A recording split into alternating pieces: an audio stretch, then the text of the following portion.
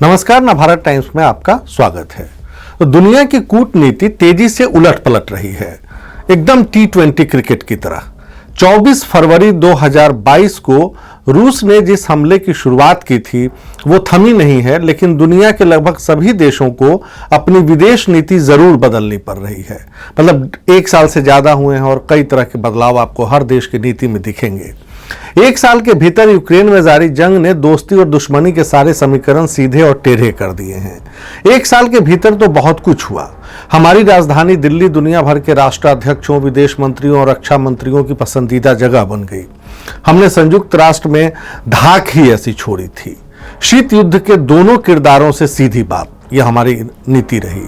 UN में रूस Ukraine जंग पर जब भी वोटिंग हुई, हमने देश हित को चुना। ये नहीं चुना कि अमेरिका के साथ हैं या रूस के।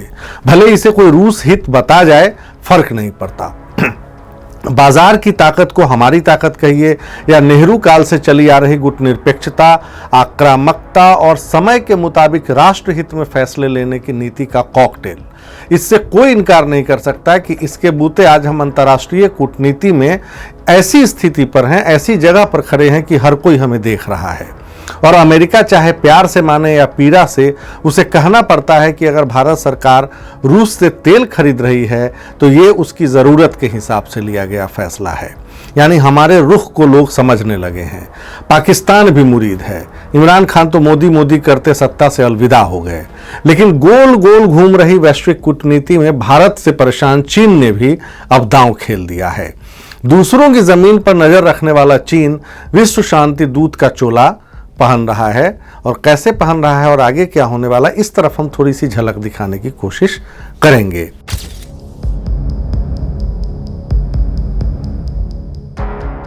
इससे पहले तो आपने देखा कि पूरी दुनिया ने किससे मुनादी की, तो भारत के प्रधानमंत्री नरेंद्र मोदी से। हम वैसे बिना बुलाए मेहमान किसी के बनते नहीं हैं, लेकिन अमेरिका और यूरोप ने हमें खूब सुनाया शुरू में और मुनादी भी की, प्लीज जंग रोक लीजिए मोदी जी। तो मोदी जी ने व्लादिमीर पुतिन को उनके घर में ही सुना दिया, ये काल युद्ध का नहीं है। इसका असर इतना हुआ कि शांति दूत चीन ने जंग खत्म करने के लिए जो एक 12 पॉइंट फार्मूला दिया है, उसमें मोदी की जो 2 टूक बातचीत हुई पुतिन के साथ, उसकी पूरी परछाई दिखाई पड़ती है। ये जो 12 पॉइंट है हम आगे आपको बताते भी चलेंगे। मोदी ने जब मॉस्को में पुतिन को सुना दिया तो पूरी दुनिया उस समय जय जयकार करने लगी। उधर शी जिनपिंग कसमसा रहे थे। हालांकि रूस के साथ हमसे ज्यादा खुलकर सामने वही दिखाई देते हैं और जरूरत पड़ने पर मॉस्को को हथियारों की सप्लाई करने की भी बात करते हैं, जिससे पूरी दुनिया डरी हुई है कि ये स्थिति और बिगड़ जाएगी। इस बीच सऊदी अरब और ईरान के बीच डिप्लोमेटिक रिश्ते बहाल होने की खबर आती है। पता चलता है इसके पीछे कौन है? चीन। दुनिया भौचक। मतलब बेल्ट एंड रोड के नाम पर दुनिया के छोटे देशों को कर्ज के मकरजाल में फंसाने वाले चीन की छवि अचानक आखिर बदली कैसे, या दिख कैसे रही है बदलती हुई? तो इसका भी कारण है, और इसका कारण है शी जिनपिंग खुद, उनकी पर्सनालिटी। वो कैसे बदल रहे हैं खुद को और चीन को, ये भी समझना जरूरी है।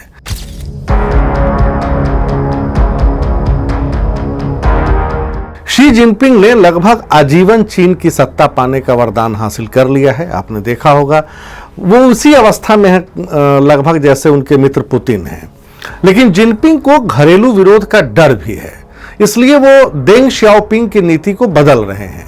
श्याओपिंग किसी भी दूसरे देश के मसले में हस्तक्षेप के खिलाफ थे। उनकी नीति थी hide your strength and wide your time, लेकिन जिनपिंग ने इसे उलट पलट कर पूरी तरीके से रख दिया है। वो दिसंबर महीने में पिछले साल सऊदी जाते हैं 2022 में। फरवरी में ईरान के राष्ट्रपति का दौरा होता है बीजिंग में, वहां स्वागत करते हैं, और मार्च में दोनों देशों के बीच 7 साल पुरानी करवाहट खत्म हो जाती है। फिर जिनपिंग चाहते हैं कि वो मोदी के रोल में आ जाए। मतलब 20 से 22 मार्च के बीच वो मॉस्को जाते हैं, पुतिन से मिलते हैं, उन्हें भी 12 पॉइंट फार्मूला बताते हैं और लौट आते हैं। लौट आने के बाद वो चुप नहीं रहते। मतलब इस मुद्दे पर उनकी नजर हमेशा रहती है। वो लगातार डिप्लोमेटिक बातचीत करते रहते हैं, और इस बीच अनएक्सपेक्टेड क्वार्टर से, यानी यूरोप से उनके पास लोग दौड़ते हुए आते हैं।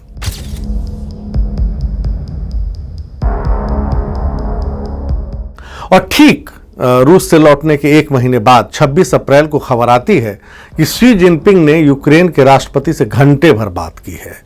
जंग के बाद दोनों नेताओं के बीच ये पहली बातचीत थी। मोदी से तो कई बार हो चुकी है जेलेंस्की की बातचीत। उधर दुनिया का कथित चौधरी और जंग से पहले यूक्रेन को उकसाने वाला अमेरिका घरेलू पॉलिटिक्स में फंसा हुआ है।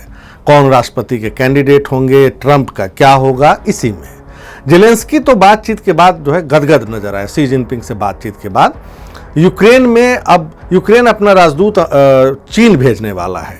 यही नहीं, रूस ने भी इस बातचीत का स्वागत किया है। अब पुतिन भी प्रतिबंध झेलकर जंग पर कितना खर्चा करेंगे। ताजा खबर तो यह है कि उनके पिछलग्गू या उनका जो एकदम शागिर्द वैगनर आर्मी, उसने बखमुत पर कब्जे को असहनीय बताते हुए शहर पर ही कब्जा छोड़ने का ऐलान किया है। यानी मैदान में जेलेंस्की आर्मी की एक और जीत। अब इस नारकीय स्थिति से निकलने का रास्ता भी तो चाहिए। अब टोन भले कड़क रहे, लेकिन चीन मध्यस्थता कर दे तो शायद पुतिन मान जाए, क्योंकि उनको भी तो इतना आगे निकल गए हैं कि खुद वापस आएंगे तो उनको शर्मिंदगी झेलनी पड़ेगी। अब इस बातचीत में भी जिनपिंग ने 12 पॉइंट्स वाला प्लान दोहराया जेलेंस्की से। अब एक सरसरी निगाह 12 पॉइंट सुनते आ रहे हैं हम लोग, क्या है वो देख लीजिए। नंबर 1, सभी देशों की संप्रभुता का सम्मान करना। नंबर 2, शीत युद्ध की मानसिकता खत्म हो। नंबर 3, शांति वार्ता दोबारा शुरू की जाए। चौथा, बढ़ते तनाव को रोकना। पांचवा, मानवीय संकट का समाधान करना। छठा, परमाणु ऊर्जा संयंत्रों की सुरक्षा करना। आपने देखा कैसे यूक्रेन में न्यूक्लियर पावर प्लांट्स सीधा अटैक झेल रहे हैं। सातवां, परमाणु युद्ध से परहेज। आठवां, अनाज निर्यात बेरोक टोक जारी रहे। नौवां, एक तरफा प्रतिबंधों को रोकना जो अमेरिका ने लगाया है रूस पर। सप्लाई चेन में कोई बाधा ना आए, 10वां पॉइंट। 11वां, जंग से नुकसान की भरपाई जल्दी हो। 12वां पॉइंट, युद्ध बंदियों की सुरक्षा। तो ये मोटे तौर पर चीन के 12 पॉइंट्स हैं।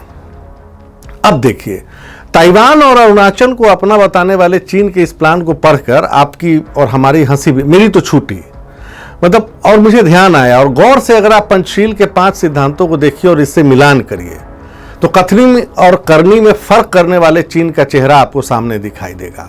ये बात और है कि चीन ने ये जो प्लान है वो अपने लिए नहीं, वो दूसरे के लिए बनाया है, क्योंकि वो विश्व शांति दूत बना है नया। इसमें सारी दुनिया का फायदा उसको नजर आता है। यहां तक कि अमेरिका को माइनस कर दें तो नाटो का भी फायदा इसी में है कि जंग खत्म हो जाए, और ये सही भी है। यूरोप को पता चल चुका है कि अमेरिका के चक्कर में जंग हो भी गया और अब देश का हिसाब किताब गड़बड़ हो रहा है। अनाज और तेल दोनों के दाम कहां पहुंच गए हमने देखा, हमने भी झेला। भारत भी इससे अछूता नहीं रहा। इसीलिए जंग की बरसी के बाद वैश्विक कूटनीति फिर बदल रही है। अमेरिका के साथ खड़े जर्मनी के chancellor Olaf Schulze, European union council के प्रेसिडेंट चार्ल्स मिशेल, स्पेन के प्रधानमंत्री पेड्रो सांचेज और फ्रांस के राष्ट्रपति इमैनुअल मैक्रों बीजिंग में पाए जाते हैं, एक के बाद एक। अब यूरोप ने यह तय कर लिया है कि अटलांटिक पार के साथी के लिए चीन के साथ दुश्मनी पालना ठीक नहीं है, और जिनपिंग की भूमिका जंग समाप्त करने में हो सकती है। ये ऐसा नजर आता है उनको, यूरोप के साथियों को। और सबके ऊपर डर ऐसी चीज है जो कुछ भी करा सकता है। तो यूरोपीय देशों को इस बात का डर तो है ही कि अगर जंग लंबा खिंचा और पुतिन कहीं परमाणु हमला न कर दें, और कर दिया तो क्या होगा। पुतिन तो धमकी देते रहे हैं। अब इन सबके बीच हमारे देश में संघाई सहयोग संगठन की बैठक इसी महीने होने वाली है। विदेश मंत्रियों की बैठक तो इसी 4 और 5 मई को गोवा में होगी। फिर जुलाई में राष्ट्राध्यक्ष आएंगे। तो चीन और रूस इस संगठन के अहम देश हैं। हो सकता है मोदी ने जो बात पुतिन के मुंह पर कही थी और जिनपिंग ने जो मसौदा पुतिन और जेलेंस्की को दिया है, उसका अगला चरण आपको दिल्ली में होता हुआ दिखाई दे। तो इसलिए मोदी अभी पूरे प्रकरण से चुप हैं, लेकिन उनकी महत्वपूर्ण भूमिका इसी महीने और जुलाई तक के बीच आपको दिखाई दे सकती है। आज के लिए इतना ही। बुधवार को फिर मिलेंगे, तब तक के लिए नमस्कार।